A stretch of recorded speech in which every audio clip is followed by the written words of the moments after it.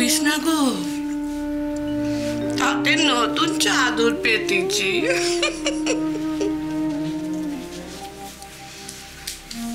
একটা নতুন পাখি পুষেছি আমার খাঁচায়।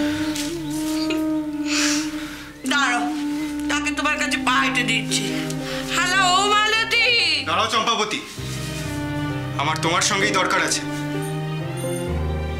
মা গো,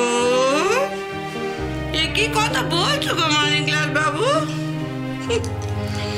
যখন গতরে পোকা ধরেছে তখন তোমার নজরে পড়লো।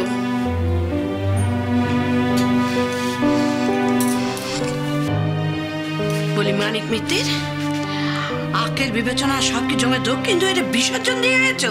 চম্পাবতী, একদম তার পাবে না, খবরদার নয় কো। আমি বেশ্যা, তুমি বাবু। তোমার টাকা আমার গতর, হিসেব বরাবর। আমি বেবুসা হতে পারি, কিন্তু তোমার মতো বেয়াদব নই। বলি কোথাকার বেয়াদব হে তুমি? হ্যাঁ, না হয় ঠাউর তোমায় দয়া করেছে, তাই বলে এই ভরা সাঁঝের বেলায় তাকে নিয়ে এ পাড়ায় কেন চলে এসেছো তুমি? আমি জানলা দিয়ে দেখেছি, কুঞ্জবালার ক্যাঁতায় আগুন। শুনেছি সে সন্ন্যাসিনী হয়েছে। ভালো হয়েছে, খুব ভালো হয়েছে। তার মানে কি হলো? কুঞ্জবালার গপ্প শেষ। তবু ওই ঠাউরকে তুমি এ পাড়ায় কেন এনেছো? হ্যাঁ, পড়া নাকি পরকালের ভয় ডর নেই গা? চম্পাবতী, আজ আমি নিজের ইচ্ছা এই পাড়ায় এসেছি, তোমার কাছেই এসেছি। এই যে আমার জন্ম জন্মান্তরের সৌভাগ্য ঠাউর, জন্ম জন্মান্তরের সৌভাগ্য। বলো ঠাউর, এই দাসী তোমার কি সেবা করবে বলো? তুমি মাটিতে বসে থাকলে যে আমাকেও নিচে বসতে হয় চম্পাবতী। দাঁড়াও দাঁড়াও, কেন এত করুণা তোমার করুণাময়? তোমার পাকের একটা কীটের যা মান আছে, আমার তো তাও নেই ঠাউর। আমি কখনো তোমার সামনে মুখোমুখি ডাইরেক্ট কথা কইবার ক্ষমতা রাখতে পারি? বলো ঠাউর। তুমি কি পারো আর কি পারো না আমি জানি না চম্পাবতী, কিন্তু তোমার মধ্যে যে ঈশ্বর বসে আছেন, ওনাকে আমি নিজের পায়ের কাছে বসতে দিতে পারি না। ঠাউর, আজ তোমাকে একটা দায়িত্ব দিতে এসেছি চম্পাবতী। দায়িত্ব নয়, দায়িত্ব নয় ঠাউর, বলো সেবার সুযোগ বলো। মানিকলাল বাবু তার সম্পত্তি কুঞ্জবালাকে দিয়েছিলেন। কুঞ্জবালা সন্ন্যাস নেওয়ায় সেই সমস্ত সম্পত্তি ফেরত দিয়ে গেছেন। মানিকলাল বাবু আজ সেই টাকায় একটা অনাথ আশ্রম তৈরি করতে চান, সেখানে এই পাড়ার শিশুরা থাকবে। হ্যাঁ চম্পাবতী, পিতৃপরিচয়হীন এই শিশুদের শিক্ষা, খাওয়া, থাকা, পড়া সমস্ত কিছুর যাবতীয় দায়িত্ব নেবে এই আশ্রম। ঠাউর, এই পাড়ার বাচ্চাগুলো লেখাপড়া শিখবে? অবশ্যই শিখবে। প্রচলিত স্কুলে ভর্তির সুযোগ না পেলে এই শিশুদের জন্য আলাদা করে স্কুল তৈরি হবে। ও ঠাউর, আমি কি স্বপ্ন দেখছি নাকি গো? হ্যাঁ, ওরে ও মালতী, কাঞ্চনা, রেভা, হরিদাসী, কোথায় গেলি সব? শিগগিরি মানে আইলো, আয়।